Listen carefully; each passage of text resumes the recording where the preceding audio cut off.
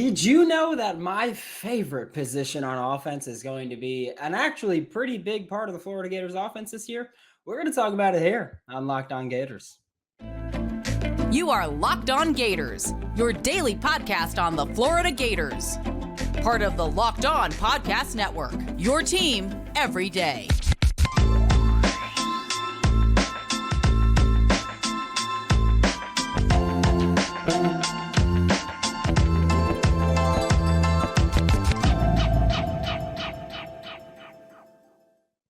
Hello and welcome back to another episode of Locked On Gators, part of the Locked On Podcast Network, your team every day. Thanks for making Locked On Gators your first listen of the day. We are available daily and free wherever you listen to podcasts. Happy Tuesday.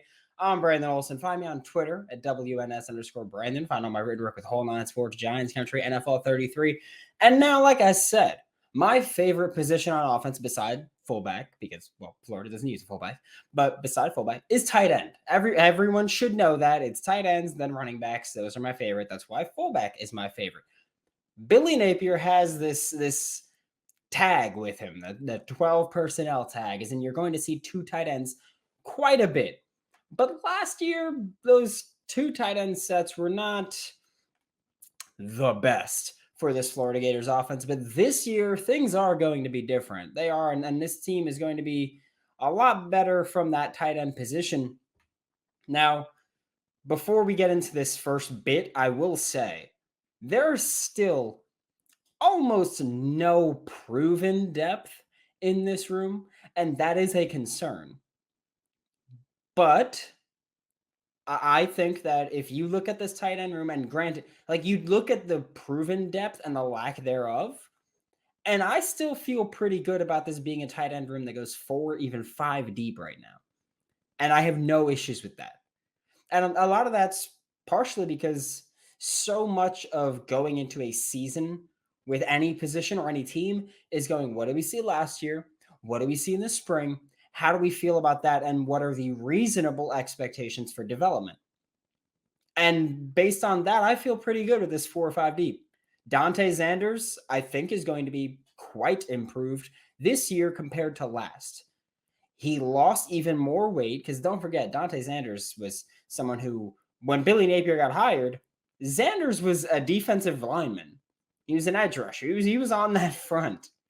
Now he's a tight end. So last year he had lost like 20 pounds. This year he had lost about another 20 pounds. He is going to be way lighter than we've seen. But I feel pretty comfortable going a good amount of that was losing fat and turning it into muscle. So I feel like him losing that fat and turning into muscle should help him both in the receiving game as a route runner. He's considerably lighter. He's probably going to be at least a little bit shiftier and a little bit faster. That's not even the biggest benefit for Dante Zanders, I think, though. I think the biggest benefit for Dante Zanders is he has Russ Callaway now as his tight ends coach. I think that's really the key for his development. I've said this before. I have nothing against William Peagler. Coach Peagler was a tight end coach last year for the Florida Gators. Fantastic recruiter. Not much of an X's and O's guy, or just not an X's and O's oriented coach.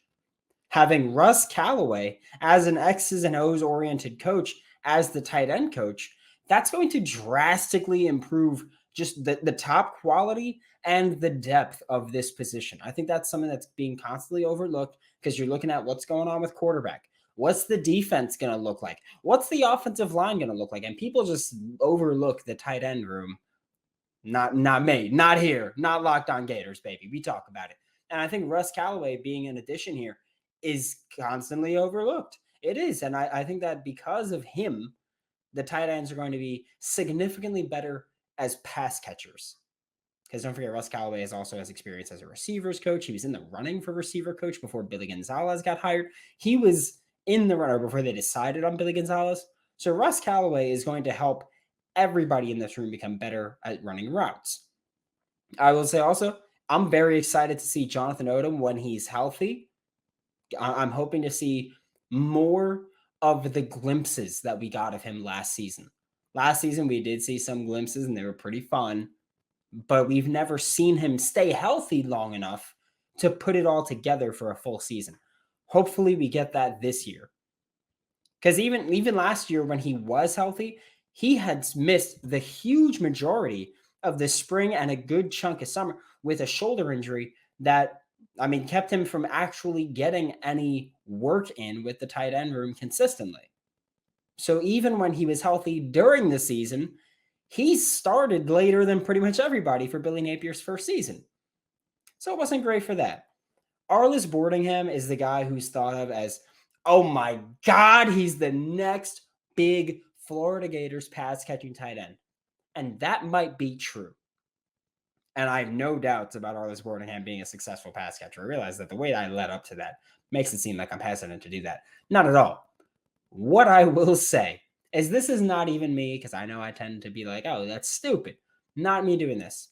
I am begging you, stop comparing Arless Boardingham to any kind of Kyle Pitts type of tight end. I see it on Twitter. I see it in my comments. Stop doing it. I'm sick and tired of it.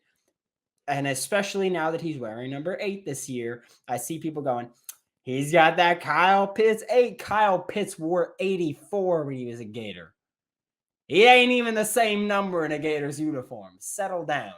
Arless Boardingham is also just a different kind of receiver, a different kind of tight end, we'll say.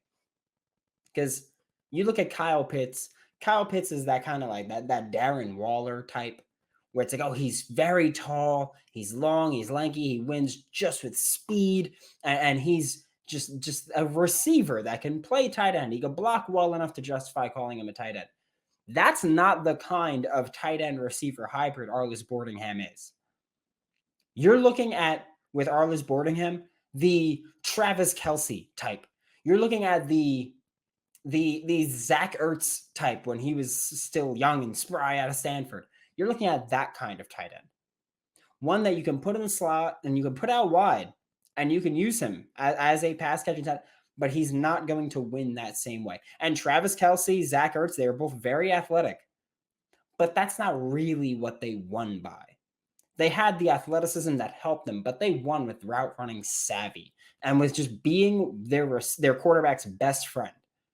That's the kind of receiver and that's the kind of tight end that I think Arless Boardingham is going to be. Not Kyle Pitts. No, he's not going to be that insanely tall, long. He's not a tree like that. You're looking, and not even Jordan Reed. You're looking more like a Trey Burton type, which I get it. Trey Burton was not this superstar at the University of Florida. But I'll be damned if we're going to disrespect Trey Burton, okay? So you're looking at that kind of type if you want to make a Florida comparison there. Also, I'm going to talk about Hayden Hansen here because I think that Hayden Hansen, first off, it's important to know this if you don't. He's a high school quarterback that transitioned to tight end that was recruited by Napier at Louisiana.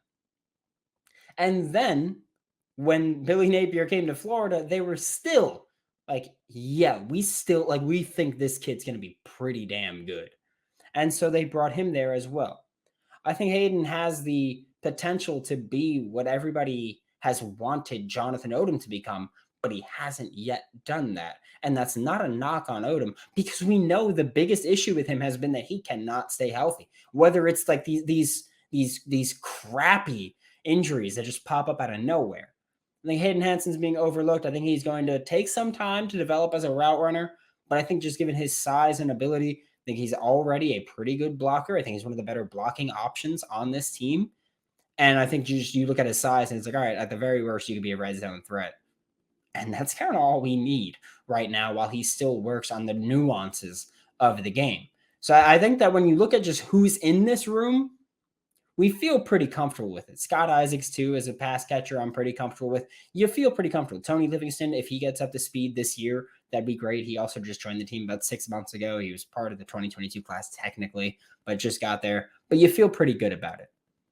And we haven't even talked about how Graham Mertz, the starting quarterback, loves throwing to tight ends, which we're going to talk to. I do have to tell you something first, though.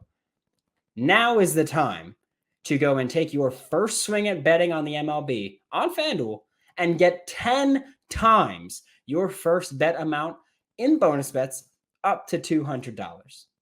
You could bet, say, $20 on Jack Suwinski. If you want to be me, you could bet $20 on Jack Suwinski to hit a home run, which I bet it for the Monday night game. I'm recording this right before that. So you'll find out, you'll know before I do at the time of recording this, if Jack Suwinski made me money. Okay?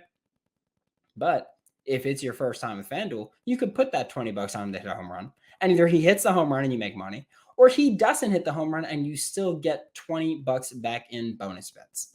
Sign up today at FanDuel.com/LockedOn to get up to $200 back in bonus bets. That's FanDuel.com/LockedOn to learn more. FanDuel's an official partner of Major League Baseball. Thanks again for making Locked On Gators your first listen of the day. We are available daily and free wherever you listen to podcasts. Please do be sure to like, subscribe, comment, review, join the Locked On Gators Discord. The link's in the description below. If you're not yet a supporter of Florida Victorious, one, you should be if you're a Florida Gators fan. And two, if you want to save 20% off of your first month with Florida Victorious, use promo code LOCKED when you sign up and you will save 20% on your first month. But now it's Graham Mertz time, which I know nobody's been officially named the starter yet, but pretty much everybody unanimously agrees it's probably going to be Graham Mertz, whether you like it or not. And Graham Mertz has a tendency to throw to the tight ends. Like, he's openly said, I've really enjoyed when I had guys like Jake Ferguson at Wisconsin, who I believe is a Cowboy now, which sucks. But he's been like, yeah, I liked when I had guys like Jake Ferguson and I could feel comfortable throwing to the tight end a lot. I like to throw to the tight end. So you look at what he did in 2022, this past year, with, I want to say pretty confidently, I think 2022 is the worst year for Graham Mertz's career as far as having tight end talent in the room with him. Like, he's had some pretty good tight ends throughout his career. I think 2022 is the worst year for him so far as having pass catching tight ends. 51 targets still, 32 completions, 369 yards, and 3 passing touchdowns when targeting tight ends. Okay, so yeah, they're not, world-beating numbers, but I would take 63% to the tight end there, especially when you look at, with Wisconsin, there wasn't a ton of, we're going to get these guys really open now. It was, hey, we're going to run play action and you're just going to run deep, even if you're not a super athletic tight end, because, well, that's what they did with their tight ends. It was horrible usage, but that's what they did. Then you look at 2021 when he had Jake Ferguson, his last year with having Jake Ferguson on his team, 67 targets, 52 catches, 568 yards, and 4 touchdowns to the tight ends. Graham Mertz had a great time with throwing to tight ends from 2021 and even into 2022. It was something that he continued to try to do consistently, even though team did not really have the talent there that could give him consistent production from that spot. Also, yes, we've talked about it before. He worked in that 1905 offense before the forward pass was allowed, and it was just one of the worst, ugliest, most hideous things anybody has ever seen at the tight end position. It was bad. No other way to put it. But Graham Mertz has one of the better tight end rooms that he's ever had. Now, he does. He's never had a tight end as dynamic as Arless Boardingham. He's never had a tight end that's as dynamic as Arless Boardingham is. He's never had a team that is actually going to be threatening as both a running offense and passing offense. And granted, the passing attack is not going to be incredible, but it's going to be threatening. You're not going to see, we're going to go I-form every single play and not even run play action when it's time to do that, when it's time to actually throw the ball. That was still my biggest gripe with Wisconsin. It will continue to be my biggest gripe with Wisconsin's offense from last year. So Graham Mertz, he's in a position to go, I like throwing to tight ends. I have a variety of skill sets available, because he does. You look at Dante Sanders. Dante Sanders is still kind of raw as a tight end. Yes, he's a veteran, but he's also a DN turned tight end. So he's still learning the position. You look at Arless Boardingham. He's a receiver, tight end, power slot hybrid. You look at Hayden. He's still learning the position, but he's going to be a red zone target, high point the ball. He's going to be one of those guys. And then you look at Jonathan Odom, who obviously is not as savvy or as refined, but Jonathan Odom is more of that type where he's a reliable blocker and he's threatening enough as a pass catcher. Like he last year, Jonathan Odom, when he was healthy, made some pretty slick plays in the passing game where you weren't fully expecting them, but he also showed a little bit of burst that you didn't see. And it was kind of impressive to watch from him. It was pretty awesome. And I think we're going to see more of that from him when he gets healthy. Graham Mertz has the options now. Also, even when he had Jake Ferguson, it was pretty much Jake Ferguson and then bad. This year, you've got SEC athletes, you've got SEC talent, and you've got an offense that is going to be so threatening as a rushing attack that's also going to let you go play action and trick defenses and throw the ball that way. Graham Mertz is in prime spot. You love throwing the tight ends. Welcome to 2023 Florida Gators, where you're going to get the opportunity to do that.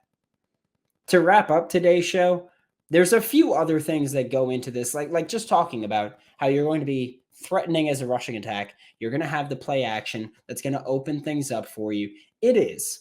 But something that Graham Mertz has this year that he also didn't really have at Wisconsin, because Wisconsin was, one, bad at recruiting wide receivers, and two, worse at using them. Graham Mertz has speed at receiver this year that you can't really say he's ever had before. Graham Mertz has never had a receiver with the speed of Aiden Mizell. And we saw Aiden Mizell and Graham Mertz in the spring game get to play together. And Graham Mertz was targeting Aiden Mizell deep downfield. It wasn't super successful, but also don't forget Aiden Mizell had only been in college for, 2 months at that point. Still kind of new to playing tight end, to playing receiver here and playing in college football. But even if Aiden Mizell is mostly a decoy in 2023, he's going to be an impact on this offense. We saw Aiden Mizell get open running a post at least once in the spring game. I still remember that one play. He's running a post. He's deep down the field, gets thrown the ball, and it's contested catch, doesn't come down with it. He's got to go to the ground for it, doesn't come down with it. But as long as you're that kind of threat in game, and as long as Graham Mertz is willing to throw that at least occasionally, that's going to open up things underneath. Like, as long as Graham Mertz is willing to take the top off at that point and just uncork one to a streaking Aiden Mizell deep downfield, then that's going to force defenses to respect it. There are very few players who could keep up with Aiden Mizell. Andy Jean has also, I feel like Andy Jean gets a little underrated just speed-wise because of how fast Aiden Mizell is. He's the fastest player on the team. But you're going to have that. You're going to have Caleb Douglas, who's not as fast, but Caleb Douglas is also your stereotypical X receiver who he can get vertical and he can win contested catches, which honestly might be even more threatening than having someone like Aiden Mizell, because Caleb Douglas is probably going to be more reliable deep downfield. So you're looking at having those options vertically. I swear during the season, every week I do like these keys to winning, and almost always I go, you have to threaten vertically. It doesn't even have to work, but you have to threaten vertically. And that's what this coaching staff is going to do. They did it last year. They were very boom or bust. That's what they're going to do this year, but they've got better personnel to do it this year. Granted, you don't have Anthony Richardson's arm back there anymore, but you got better pass catchers as far as stretching the field vertically. You've got Graham Mertz, as long as he's willing to take the deep shot, which we know when given the opportunity to in 2022, Graham Mertz was pretty damn good throwing the deep ball. You've got that. That's going to open up that middle of the field. Not only is it going to open up the middle of the field, it's going to open up just everything in that intermediate range where you can sit and try to play quarters or cover two. But if you get those tight ends running up and out, it's going to be hard to cover them because you've got a receiver running deep down the sideline. So that's opening up. You've got the tight end running out wide there. Probably going to be a linebacker out there. And if you've got someone like Arless Boardingham and you're putting a linebacker on him, bye-bye. It's as simple as that. So I think that when you look at just the surrounding talent here, it's really going to open things up for these tight ends to get open, where you might see less receiver production this year than you saw last year, but I think you're going to see a hell of a lot more tight end production this year compared to last year. Also in 2023, I think we're going to see a lot more rotation from the tight end room. And that's going to keep for fresher legs, yes, but also allowing a more versatile skill set in there. Last year, we saw pretty much just Dante Sanders and Keon Zipper. Still going to see a good deal of Dante Sanders this year. Keon Zipper is out for the year. But as far as tight end pass catchers go, it was, I think, the only tight ends to be targeted last year were Dante Sanders, Keon Zipper, or Jonathan Odom. So far, Odom is still recovering from an injury as far as I'm concerned. Keon Zipper is out for the year, and Dante Sanders is back. But I think the staff realizes last year we messed up not rotating more. Even when the starters were overwhelming, we didn't rotate a ton. And that's an error because, one, again, getting fresh legs in there and varying skill sets. They were not threats last year in the passing game. Keon Zipper made some fantastic plays. You remember the Tennessee game? Chef's kiss. But for the most part, they were not threatening figures in the passing game. Also, I feel like last year, a big justification for not rotating much in 2022 at the tight end position was not feeling as if the freshmen were up to the task, whether or not they were, just not feeling they were up to the task. You have to feel better about that this year, right? Watch the spring game.